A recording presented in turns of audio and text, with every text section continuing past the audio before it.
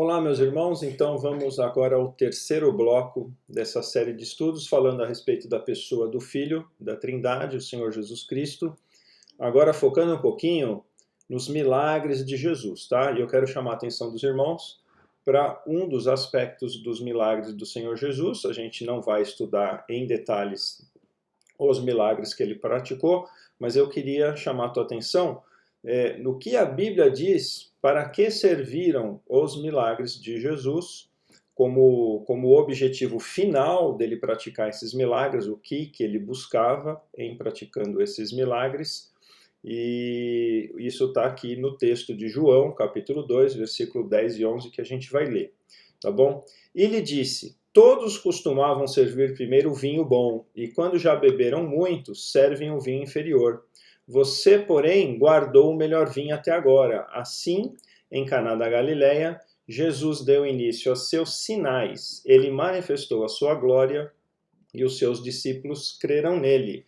Qual que é o contexto aqui desse trechinho que eu peguei? É o contexto daquela festa de casamento em Caná da Galileia, onde o Senhor Jesus foi a essa festa de casamento, e a festa estava lá muito animada, muita gente.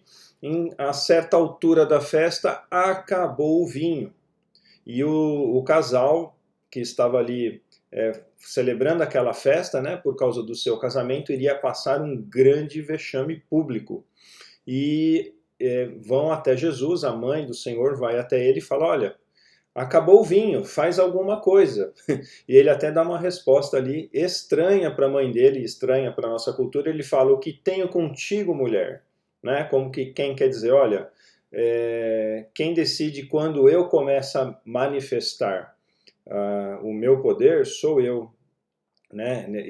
E a gente acha um pouco estranho isso, essa resposta, mas de fato a maioria dos estudiosos acreditam que significa isso, falando: olha, mulher, não é você quem define quando eu manifesto o meu poder e a minha glória, mas ele foi e fez o milagre transformando a água em vinho, e com isso ele deu início ao seu ministério público. E o que o apóstolo João fala a respeito desse episódio é o que está em destaque em vermelho aqui, ó. Acompanha comigo. Jesus deu início a seus sinais, tá bom, irmãos? Então, para que o Senhor Jesus produziu os milagres? Então, numa primeira instância, era para ajudar, beneficiar a pessoa ou o grupo de pessoas que estava envolvido ali diretamente com aquele milagre, tá certo? Por causa da compaixão dele, por causa de alguma necessidade evidente ali daquela pessoa ou daquele grupo de pessoas. Porém, tá, no sentido maior, por que ele fazia os milagres? Para manifestar a sua glória. Para manifestar a sua glória e testificar, comprovar que ele era o Messias prometido no Antigo Testamento. Ele era esse Messias divino, aquele que Deus iria enviar para realizar todas as coisas que lhe foram propostas pelo Pai e para assumir o trono de Israel, tá bom? Nesse sentido, irmãos, o Senhor ele fez muitos milagres. Aqui no Evangelho de João, ele fala lá no final do seu livro que o Senhor Jesus fez tantas coisas que, se todas elas fossem registradas, não caberiam os livros nesse mundo de tanta coisa que ele acabou fazendo, de tantos sinais e tantos milagres que ele acabou promovendo. Mas nós temos, dentro dos grupos que estão relatados nos evangelhos, nós temos 5 tipos de milagre. E esses 5 tipos de milagre, eu vou chamar a atenção dos irmãos agora aqui, é o que eles acabam nos mostrando o tamanho do poder do Senhor Jesus. Falando, de fato, ele é um homem enviado por Deus, é um homem que está debaixo da bênção, da guarda, da unção e do poder de Deus. Ele de fato é o Messias, tá bom? Tratando desse próprio milagre aqui, desse primeiro milagre, o que nós podemos ver a respeito dele, tá? O que ele nos revela? Ele nos revela isso daqui, ó, que o Senhor Jesus tem poder sobre a matéria, tá bom? Então ele pegou água, e sem nenhuma palavra mágica, sem nenhum abracadabra, sem nenhum ritual, simplesmente por ele pensar e por ele querer, aquela água se transformou em vinho. tá bom? Ele, em outros milagres, por exemplo, nos 2 episódios da multiplicação de pães e peixes, ele também manifestou o seu poder sobre a matéria. Ele pegou poucos pães e poucos peixes e fez aquilo multiplicar aos milhares, tá bom? Então, nesse milagre aqui, nós temos isso, ó, poder sobre a matéria, tá bom? Vamos ler aqui o versículo, João 2, 6 a 9. Estavam ali 6 potes de pedra que os judeus usavam para as purificações, e em cada um cabia cerca de 100 litros, tá? Esse purificações aqui, provavelmente tem a ver com a lavagem dos utensílios, tá bom, irmãos? Jesus lhe disse, tinha um monte de água lá dentro desses potes grandes, né? Perto de 100 litros de água em cada pote. Jesus lhes disse, encham de água esses potes, e eles os encheram totalmente. Então ele lhes disse, agora tirem um pouco e levem aos responsáveis pela festa. Tá vendo, ó? Ele falou, vai lá e enche de água. Encheu, agora tira. Já era vinho. Tá bom? Você vê que ele não fez nenhum ritual mágico, não invocou nenhum palavras espirituais, nada. Ele simplesmente falou, põe água e tira vinho, tá bom? Quando o responsável pela festa provou a água transformada em vinho, ele não sabia de onde tinha vindo, por mais que os serventes que haviam tirado a água soubessem. Chamou o noivo e aí continua a história, você pode ler lá no capítulo 2 de João, tá bom? Então tá aí um milagre que testifica sobre o poder que o Senhor tem sobre a matéria, tá bom? Próximo milagre, poder sobre a natureza. Mateus 8, 23 a 26, um episódio super famoso dele acalmando a tempestade. Jesus entrou no barco e os seus discípulos o seguiram. E eis que levantou-se no mar uma grande tempestade, de modo que as ondas cobriam o barco. Jesus, porém, estava dormindo, mas os discípulos foram acordá-lo dizendo, Senhor, salve-nos, estamos perecendo. Então Jesus perguntou, por que vocês são tão medrosos, homens de pequena fé? E levantando-se, repreendeu os ventos e o mar, e tudo ficou calmo, tá bom? Então esse é um dos milagres, esse milagre ele tem várias aplicações, muita coisa aconteceu aqui nesse milagre, mas ele mostra por meio desse milagre que ele também tem poder sobre a natureza, sobre as forças naturais. Irmãos, entenda isso, nada acontece na natureza sem a permissão de Deus ou sem a intervenção de Deus, tá bom? Terremoto, maremoto, furacão, tsunami, vulcão explodindo, nada acontece na natureza que esteja fora do controle de Deus. E aquela tempestade se levantou naquele momento, já programado, planejado pelo Pai, para que o Senhor Jesus fosse acordado pelos discípulos e ele ali, com a sua palavra, mandou os ventos se acalmarem e a tempestade foi embora, escafedeu-se. Amém? Vamos lá. Próximo milagre. Poder sobre as doenças. Muitas e muitas curas são tratadas aqui nos evangelhos. Curas de todos os tipos, de todo tipo de enfermidade, tá bom? Má formação, cegueira, mão torcida, lepra, enfim, hemorragias, muitas doenças. Não tem nenhuma doença que esteja fora do poder, do controle, da autoridade do Senhor. Ele tem poder sobre todas as doenças, todo tipo de doença, tá bom? Mateus 8 diz assim, quando Jesus desceu do monte, grandes multidões o seguiam, e eis que um leproso aproximou-se e o adorou. Olha a doença aqui, ó. Ele era um leproso, tá bom? Nós chamamos hoje isso de hanseníase. Aquela pele que vai ficando podre, vai caindo pedaços e pedaços das pessoas. Era um problema muito sério na época, existiam muitos leprosos, tá bom? Na região da Palestina, ali de todo o Oriente Médio. Senhor, se quiser, pode me purificar. E Jesus, estendendo a mão, tocou nele, dizendo, quero sim, fique limpo. E no mesmo instante ele ficou limpo de sua lepra. Tá bom? Quisera nós agora, né, irmãos, que fosse da vontade de Deus, simplesmente pensar em acabar com esse Covid e nós estaríamos livres do Covid-19. Não é isso que você está pensando? Pois é, mas saiba que o Covid-19 está a serviço do Senhor, ele está debaixo do controle, do poder, do plano maior de Deus para a humanidade. e nós temos que entender isso. Eu aqui em casa tenho orado para o Senhor me poupar e poupar a minha família dessa doença específica. Eu que tenho que sair algumas vezes para ir trabalhar, e assim como muitos irmãos, eu faço essas orações. Senhor, me livra dessa doença e de outras, tá bom? Mas eu sei que todas as doenças estão debaixo da autoridade do poder do Senhor, e aqui ele manifestou o seu poder e a sua glória, curando essa doença nesse homem leproso. Vamos aqui para a penúltima. Autoridade sobre demônios, olha aí, ó. Mateus 8,16. Primeiro lugar, o que são demônios? Demônios são anjos, criaturas de Deus, que se rebelaram, seguiram a rebelião de Lúcifer, que depois veio a se chamar Satanás, o diabo, e se corromperam em muitos pecados, pecados de rebelião. A Bíblia chama de demônios.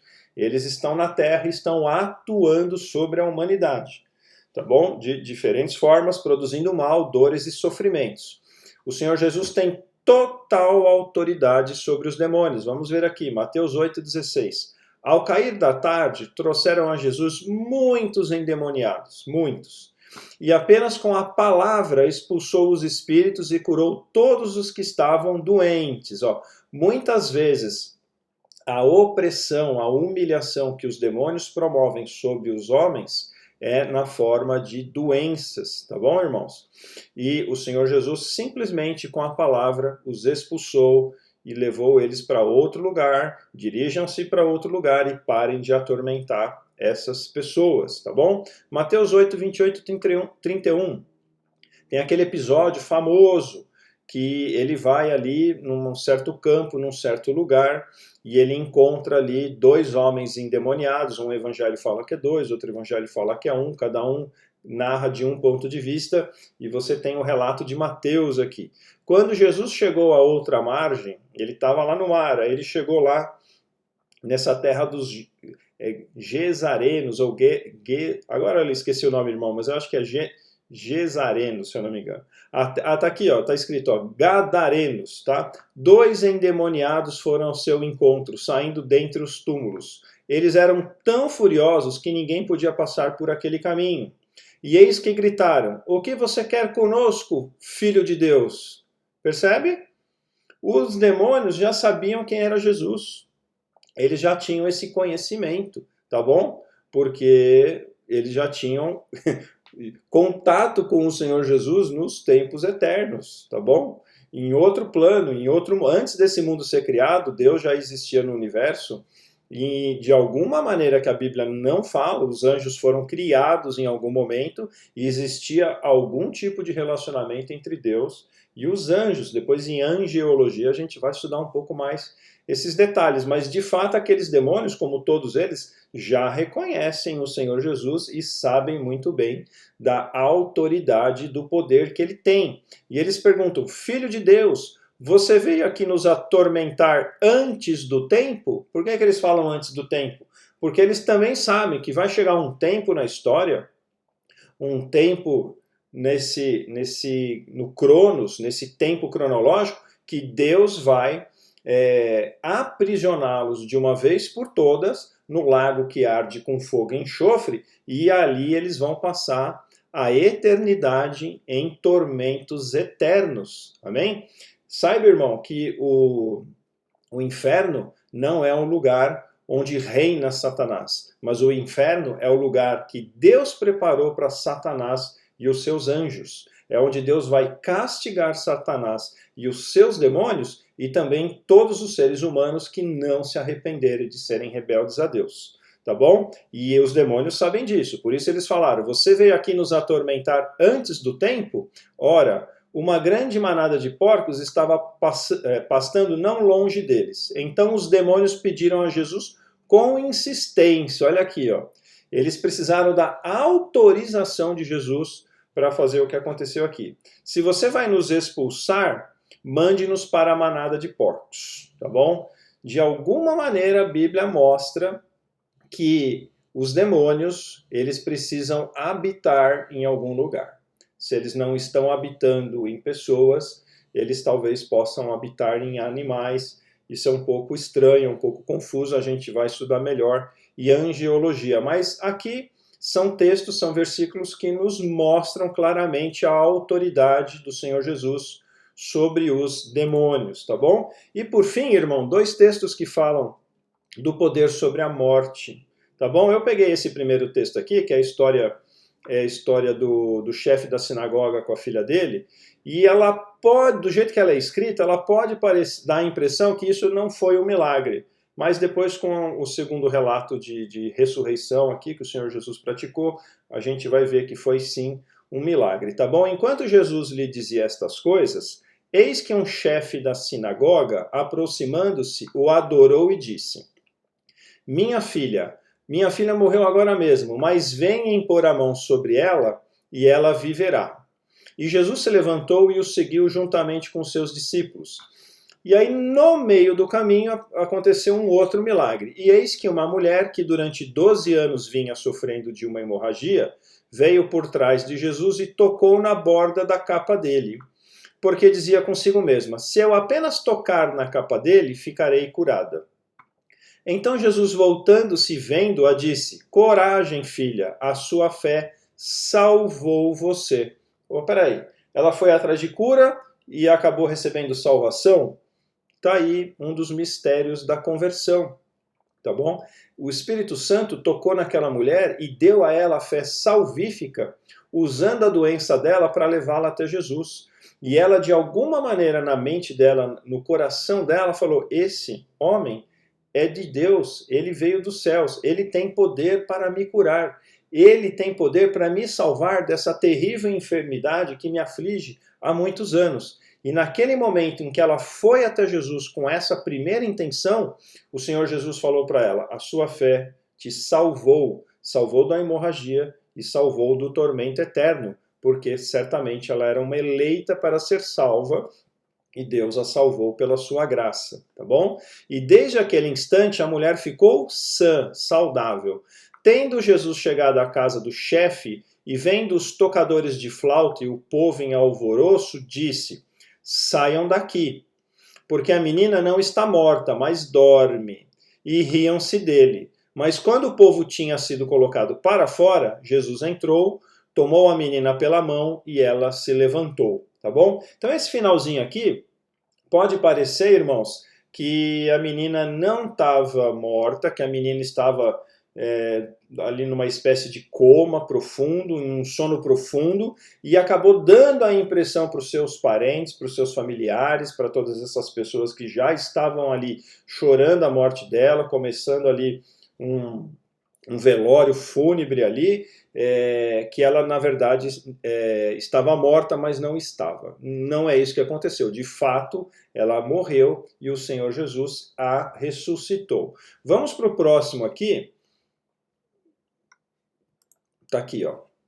É o outro episódio onde aquele amigo de Jesus, Lázaro, ele morre.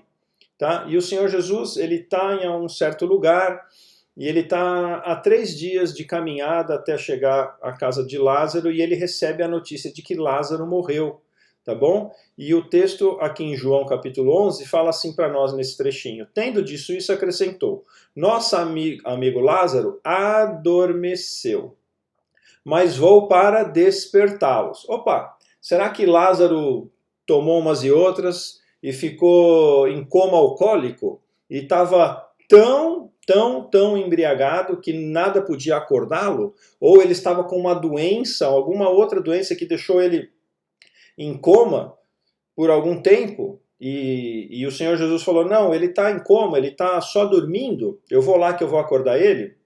Não foi isso que aconteceu, tá bom, irmãos? Esse adormeceu aqui, ele é uma figura de linguagem, tá? Se você for falar com as pessoas que ensinam português, que ensinam línguas, elas vão falar: isso daí é um eufemismo. O que é um eufemismo? É quando você pega uma palavra mais amena e usa essa palavra mais amena para descrever algo mais pesado, tá bom? Então vamos supor que morre o pai de um grande amigo meu. E eu estou ajudando ele ali a cuidar do pai no hospital, e ele está lá tomando café na cafeteria do hospital e o pai dele morre, eu sou o primeiro a saber e vou lá dar a notícia para ele. Eu não vou chegar para ele assim de sopetão e falar, ó, teu pai morreu. Tá? Eu vou chegar com cuidado, vou medir as palavras e vou falar para ele assim, olha, o seu pai adormeceu, o seu pai não está mais entre nós. Alguma coisa do tipo. Isso se chama um eufemismo, quando você usa uma expressão mais amena para descrever ou para anunciar algo que é pesado, algo que é muito forte, tá bom? E então foi falado, nosso amigo Lázaro adormeceu, mas vou para despertá-lo. Ele não falou assim, eu vou para ressuscitar, ele morreu e eu vou lá para ressuscitá-lo. Ele usou de dois eufemismos. Ele adormeceu e eu vou lá despertá-lo. Olha só como isso é verdade, o próprio texto explica. Então os discípulos disseram, Senhor, se dorme, estará salvo. Se ele está só dormindo, então está tudo bem. Daqui a pouco ele acorda. Jesus falava da morte de Lázaro, mas eles pensavam que tivesse falado do repouso do sono. Então Jesus disse claramente, Lázaro morreu, tá bom? Ele falou assim, hello, discípulos, Lázaro morreu, tá? Eu preciso ir até lá para ressuscitá-lo.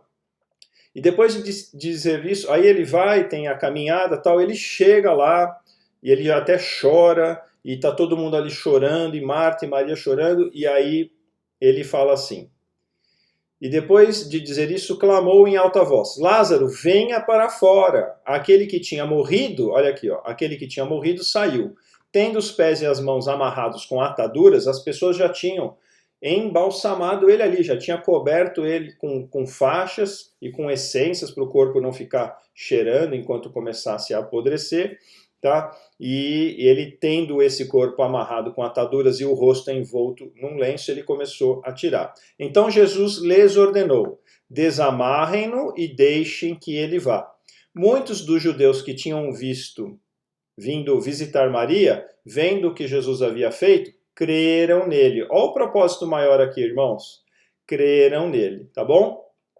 Então, irmãos, aqui está um resumo do resumo de um aspecto a respeito desses milagres. Eles eram sinais que o Senhor Jesus fazia para manifestar a sua glória e para testificar o seu domínio, o seu poder, a sua divindade, a sua messianidade e a sua realeza por meio desses milagres, tá bom? Então o Senhor Jesus não fazia milagres para acabar com a fome no mundo, para acabar com as doenças no mundo.